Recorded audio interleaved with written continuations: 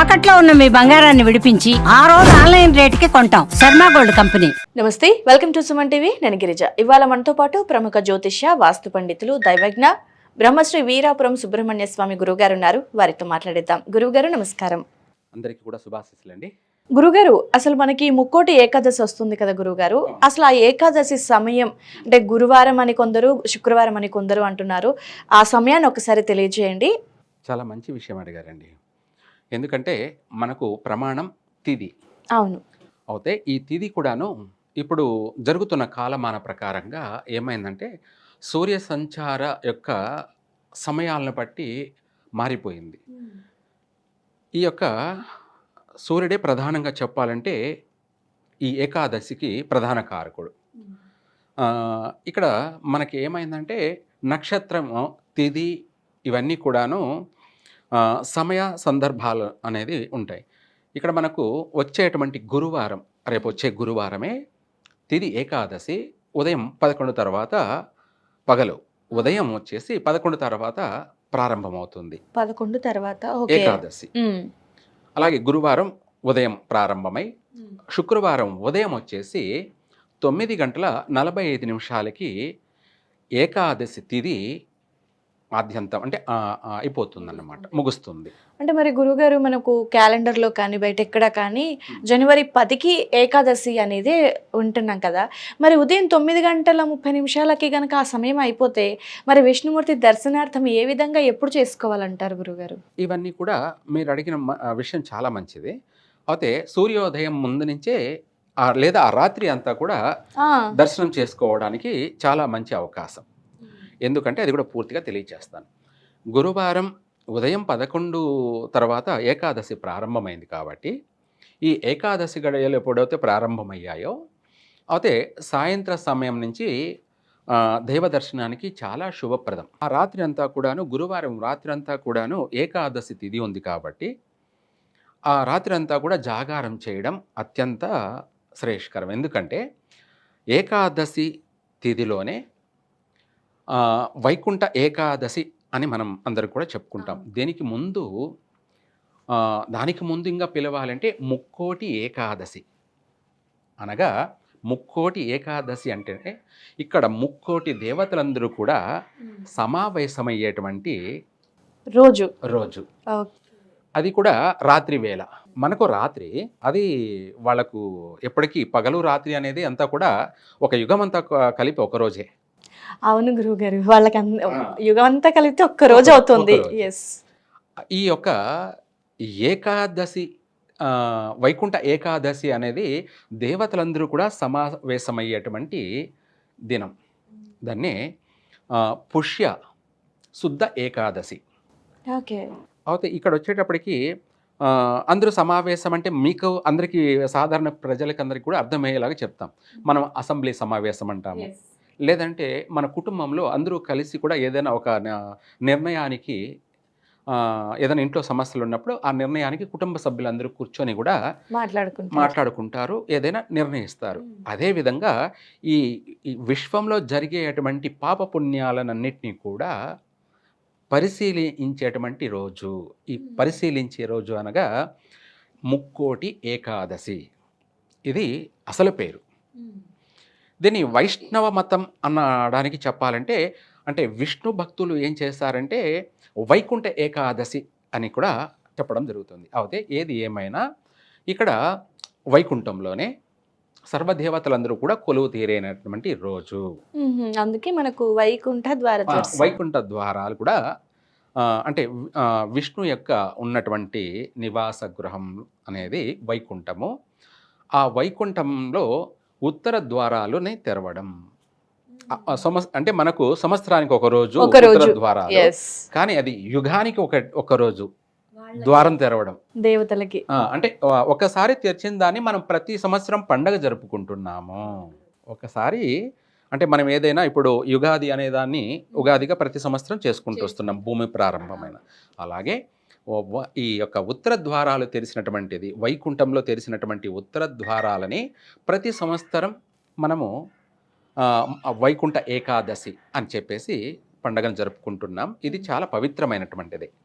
కానీ ఇక్కడ వైకుంఠ ఏకాదశి రోజున వైకుంఠంలో సర్వదేవతలందరూ కూడా చేరి వాళ్ళందరూ కూడాను చర్చించుకొని ఈ విశ్వంలో ధర్మ సంస్థాపనార్థాయ సంభవామి యుగే యుగే, ఎక్కడ ఏం చెయ్యాలి, ఎప్పుడు ఏం చెయ్యాలి, ఆ, ప్రజలకి అంటే భక్తులకి ఏం చెయ్యాలి అనేది కూడా అక్కడ సమావేశం జరుగుతుంది. ఆ సమావేశాన్ని బట్టి అందరూ నిర్ణయించుకొని ఎక్కడ ఏమేమి చేయాలో అవన్నీ కూడా అమలు పరుస్తారు, అవే జరుగుతాయి అన్నమాట. ఓకే గురుగారు. అయితే ఉత్తర ద్వార దర్శనం, వైకుంఠ ద్వార దర్శనం పేరేదైనా కూడా దేవత ఆరాధన అనేది ఒకటి ఉంటుంది. అయితే గురుగారు దీన్ని పుత్రద ఏకాదశి అని కూడా పిలుస్తూ ఉంటారు కదా, అంటే ఏంటి అంటే పుత్రద ఏకాదశి అని అంటే మనకి వచ్చేసి సంతానం కోసం, అంటే దేనికి దానికి ఉన్న లింక్ ఏంటి గురుగారు? చాలా మంచి విషయమే. ఎందుకనగా ముక్కోటి దేవతలందరూ కూడా ఒకటైనటువంటి రోజు కదా. ఆ రోజు వంశం అభివృద్ధి చెందడం కోసం కూడా పుత్రకామేష్టి యొక్క పూజ జరిపించినట్టయితే వాళ్ళకి వంశదోషాలు ఉన్నటువంటి వాళ్ళు కూడా, అంటే వంశము నిర్వంశము అయిపోతున్నటువంటి వాళ్ళకి, వంశమే అంతరించిపోతున్నటువంటి వాళ్ళకి వంశము అభివృద్ధి చెందడం కోసమై వంశాభివృద్ధి కొరకై ఆ ముక్కోటి ఏకాదశి రోజున పుత్రకామేష్టి అనే యాగం జరిపించినట్టయితే వాళ్ళకి పుత్ర సంతాన ప్రాప్తి కలుగుతుంది. ఆ ముక్కోటి దేవతల అనుగ్రహంతో, ఆ ముక్కోటి దేవతల యొక్క దీవెనతోటి వాళ్ళకు పుత్ర సంతాన ప్రాప్తి కలుగుతుంది.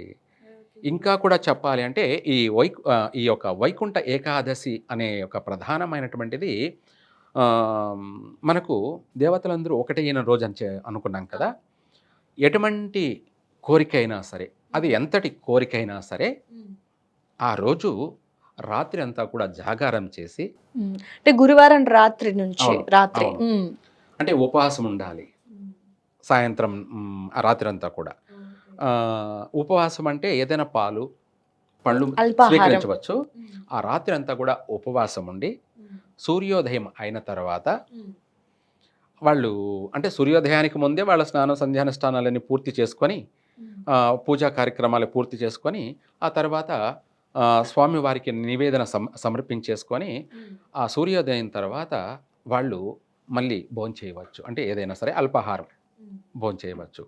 అయితే ఇక్కడ ఆ రాత్రి అంతా జాగారము, ఉపవాసంతో కూడుకున్న జాగారము, ఎటువంటి కోరికలైనా కూడా నెరవేరుతాయి. ఓకే గురుగారు. ఇవన్నీ కూడా మేము చిన్నప్పుడు మాకు అతిపెద్ద పండగగా కనిపించేది ముక్కోటి ఏకాదశి. ఈ ఒక ముక్కోటి ఏకాదశి ఏమైందంటే దానికి ముందు జనవరి 1 రావడం వల్ల, ఏమిటి జనవరి 1 రావడం వల్ల ఈ జనవరి 1 వచ్చేసి ఆంగ్ల సిద్ధాంతాన్ని మొత్తం ప్రపంచవ్యాప్తంగా విస్తరించారు. ఈ ముక్కోటి ఏకాదశి, ఈ వైకుంఠ ఏకాదశి అనేది పిల్లలకి తెలియకుండా పోయింది, మరుగున పడిపోయింది. అసలు వైకుంఠ ఏకాదశి అంటే ఏంటి అనే చర్చ ప్రస్తావన ఎక్కడ రావడం లేదు. అసలు పిల్లలకు కూడా తెలియదు వైకుంఠ ఏకాదశి అంటే ఏమిటి అనేది కూడా చాలా మంది, అందరికీ కాదు, ఎక్కువ శాతం పిల్లలకి తెలియదు. ఇది పెద్దలు అంటే కుటుంబ సభ్యులే చెప్పాలి. ఇదే మనకు అసలైనటువంటి పెద్ద పండగ, ముక్కోటి దేవతలందరూ కూడా ఒకటైనటువంటి రోజు కాబట్టి ఈ పండగను మనం బాగా జరుపుకోవాలని చెప్పేసి ఇంట్లో కుటుంబ సభ్యులు చెప్పాలి. వాళ్ళు చెప్పడం లేదు. వాళ్ళు కూడా ఎందుకంటే జనవరి 1 ఫాలో అయ్యారు కాబట్టి ఇంకా వైకుంఠ ఏకాదశిని సాదాసీదాగా జరుపుకుంటున్నారు. అయితే ప్రతి ఒక్కరు కూడా రాత్రి జాగారం చేసి సూర్యోదయం ముందే స్నానం అని చేసుకొని పూజా కార్యక్రమాలన్నీ అయిపోసుకొని ఆ తర్వాత అల్పాహారాన్ని స్వీకరించినట్టయితే వాళ్లకు వాళ్ళ కోరికలు అన్నీ కూడా నెరవేరుతాయి. ఇవే కాకుండా మీరు ఇందాక అన్నారు పుత్రదాకా అని, ఇది వచ్చేసి రాత్రి అంతా జాగారం చేసి పొద్దున్నే పుత్రకామేష్టి యాగం శుక్రవారం రోజు ఏకాదశి పుత్రకామేష్టి యాగం జరిపించినట్టయితే సంతానం లేనటువంటి వాళ్ళకి మాత్రం 100% సంతాన ప్రాప్తి కలుగుతుంది. ముక్కోటి దేవతల యొక్క అనుగ్రహము, ముక్కోటి దేవతల దీవెన, ఆశీర్వచనాలు సంపూర్ణంగా వాళ్ళకి సిద్ధిస్తాయి. వంశ దోషాలన్నీ కూడా ప్రక్షాళన జరుగుతుంది. మనకు ఈ వైకుంఠ ఏకాదశి అన్నది చాలా ప్రాశస్తమైనటువంటి మహాపండుగ. దీన్ని అందరూ మర్చిపోతున్నారు. ఇది మళ్ళీ అందరూ కూడా ఈ యొక్క పండుగని అతి పెద్దగా జరుపుకోవాలని చెప్పేసి కూడా మనం అందరికీ గుర్తు చేయడం. ఓకే గురుగారు, చాలా చక్కటి విశ్లేషణ గురుగారు. వైకుంఠ ఏకాదశికి పుత్రద ఏకాదశికి ఉన్న అనుబంధం గురించి కూడా తెలియజేశారు. పుత్ర సంతానం కావాలనుకునే వాళ్ళు పుత్రకామేష్టి యాగం చేసుకుంటే కనుక మంచి సంతానం కలుగుతుంది అని. అండ్ అలాగే మనకు కాలం అనేది మారుతూ ఉంటుంది కానీ దేవుళ్ళకి అన్ని రోజులు కలిపేసి ఒక్క రోజు అవుతుంది. సో చాలా చక్కటి Last వివరణ. మీరు అన్నది కూడా ఒక విషయం ఉంది. అంటే గురువారమా శుక్రవారం అని అయితే తిథి వచ్చేటప్పటికి గురువారం ఉదయము సూర్యోదయానికి ఏకాదశి తిథి లేదు కాబట్టి గురువారం కాదు. అయితే శుక్రవారం సూర్యోదయం అయిన తర్వాత కూడాను 9:45 వరకు కూడా చాలా ఏకాదశి తక్కువ ఉంది సమయం కాబట్టి ఉంది. అయితే శుక్రవారమే అవుతుందన్నమాట మనకు సూర్యకాలమాన ప్రకారం లెక్కలు. అయితే ఈ ఏకాదశి గడియల లోపలే మనము దర్శనం చేసుకున్నట్టు అవుతేనే పుణ్యం. ఆ పుణ్యం దక్కుతుంది. చాలా చక్కగా తెలియజేశారు గురువుగారు, ధన్యవాదాలు. సర్వే జన సుఖినో భవంతు.